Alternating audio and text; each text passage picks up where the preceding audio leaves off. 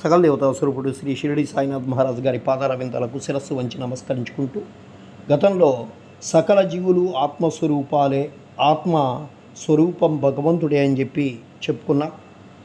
అట్లయినప్పుడు భక్తులు కులాలు మతాలు అనే విద్వేషాలతో కలహమాట మంచిది కాదని చెప్పి బోధించేవారు.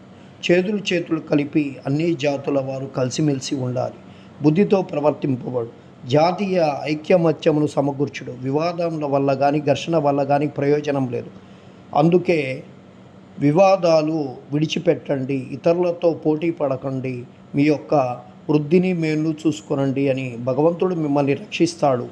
యోగము, త్యాగము, తపస్సు, జ్ఞానము, మోక్షమునకు మార్గాలు. వీటిలో ఏదైనా అవలంబించి మోక్షాన్ని సంపాదించినచో మీ జీవితము వ్యర్థము కాకుండా ఉంటుంది. ఎవరైనా మీకు కీడు చేసినచో